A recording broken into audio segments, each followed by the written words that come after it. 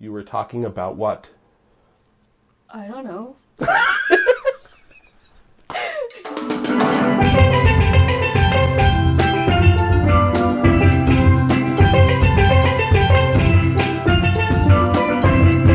Hi, welcome to Cruise Day Fun. My name is Joy, and this is my husband, Dan. Hey! So today we're going to talk about what cruises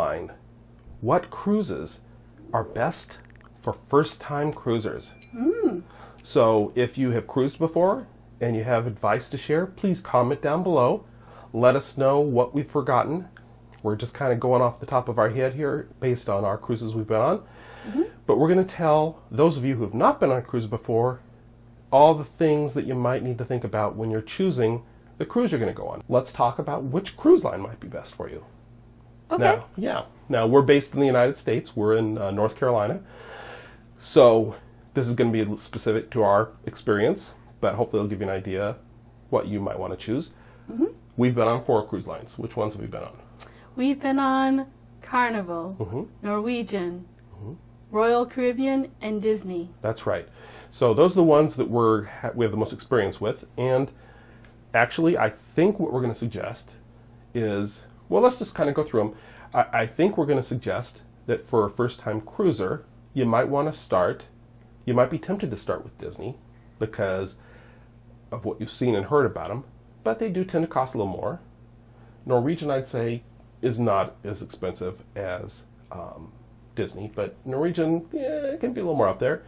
Carnival and Royal Caribbean are the 2 biggest cruise lines. They have the most cruises available in the United States. Yep. And those are probably the 2 that are going to have options that are going to work for you. In our experience, Carnival, I would say, probably has the most options. What are you doing? Deck I'm of just cards? showing Carnival. Okay. Well, that was a different video, but yeah, that is Carnival. Carnival has more ships than any other cruise line, which means they also happen to have more ports, so there's more places you can start your cruise, and they have more itineraries. So a great variety of lengths of cruise, which we'll get into in a minute. So when it comes down to it, cost-wise, and as far as getting a basic cruise experience that's going to relate to a lot of other future possible experiences you might want to have, Carnival or Royal Caribbean are probably 2 pretty good choices to start with. Carnival, I think you're going to find is going to be the best value for your money. Definitely. Yeah, so hey, when it comes down to cruising, it's kind of like starting a YouTube channel. The big thing is just to get started. So pick one and go with it. You'll probably do okay, but we would suggest probably Carnival or maybe Royal Caribbean. Let's talk about length of cruise. Yes. Okay? I was just going to mention that. Yeah. So what's the argument for taking a shorter cruise for your first cruise, like maybe a 3 or 4 day cruise? Well, like a 3 or 4 day cruise, generally they tend to be cheaper, for one. That's true. And 2, if you're just wanting to kind of dip your toes into the cruising world, a 3 day or a 4 day is just the right amount of time to check it out. Right. You know?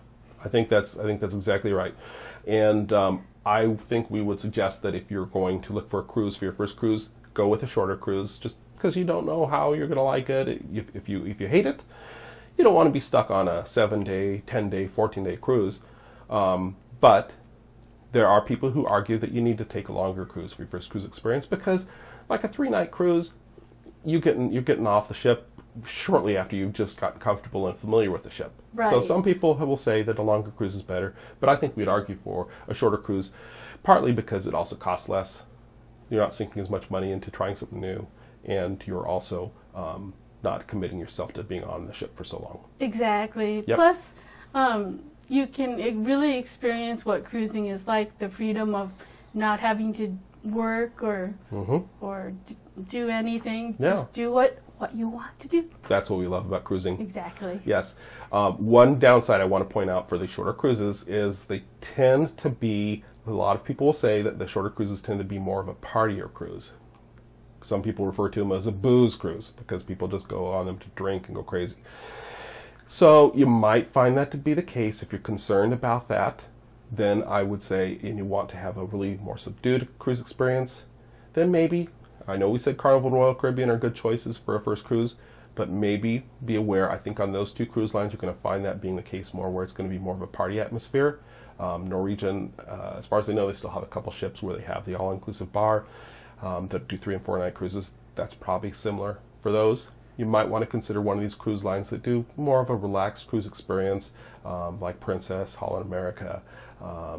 You know, it all depends on what you're looking for. But in general, for first-time cruising, a shorter cruise is the way to go. And most cruise ships, Dan, do have quiet areas that children aren't allowed, so that you can sit and relax and That's right. enjoy yourself. Yeah. Sunbathe or go swimming. True. So don't all the kids around. Right. So don't think that what I'm saying about a short cruise is going to mean it's going to be just a crazy party, because the cruises we've been on that are shorter, we found a way to have a quiet experience on all those ships. And there's definitely activities available for all ages, whether you have kids or you don't have kids. There's activities going on all the time. Trivia, baking. Okay. Yep, there are a lot of activities, but let's get back to the topic of the video, what the best cruises for first-timers. So we've talked about cruise lines, we've talked about lengths of cruise. Now let's talk about itineraries. And there's so many different itineraries, we can't really get into all those, but let's talk about what are some of the best options. Typically, your cruise is going to have, obviously it starts in a port. Almost always they end in the same port. That's probably what you're going to be looking for. But they typically have a mix of what they call sea days and port days. Port days, they actually stop somewhere other than where they started. And sea days, you're actually at sea the whole time. You don't actually stop and get off the ship at any point during a sea day. That's why they call it a sea day. Okay. So you're going to want to have an itinerary where you go to somewhere that interests you, hopefully, unless you just want to stay on the ship the whole time for the whole cruise, which most people don't. Or there's nothing wrong with that either, No, if you you can do just that. want to relax. So in the United States, the most common types of cruises are going to be cruises to the Caribbean, so including cruises to Mexico, cruises to the Virgin Islands, and also cruises to the Bahamas. So if you are from a state like Minnesota, South Dakota, North Dakota, where it gets really cold, the best time to go is around January. Get away from the snow. That's Enjoy true. some sunshine. That's true. Yep. And so we've talked a little bit about itineraries. We didn't get into it too much, but I did want to mention there's also Alaskan cruises, Canada cruises, and cruises to the Mexican Riviera, so on the west coast, and obviously cruises to other countries and Hawaii. I recommend the Alaska cruise if you're able to. Definitely go. Yes, those are great, but let's get you were transitioning us to another topic. Let's go to that topic. You were talking about what? I don't know.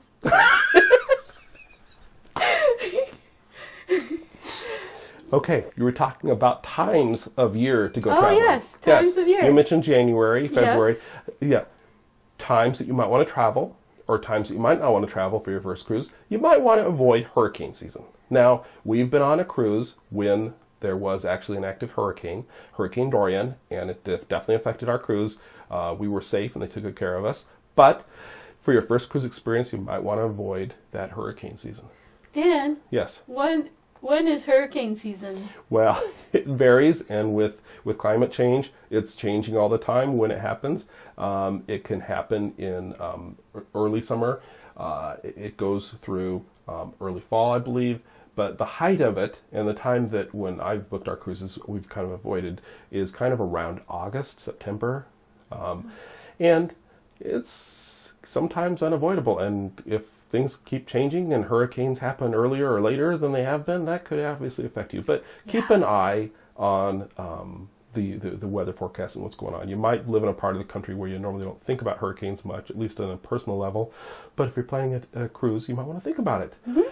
And another thing you might want to think about is when are kids out of school? Because if you want to take your kids with you, you're going to obviously want to be sure they're out of school. But if you're like us and you're traveling and you want to maybe go on a cruise when there's not a lot of kids running all over the ship, so it's a little more peaceful, then look for times when school is in session.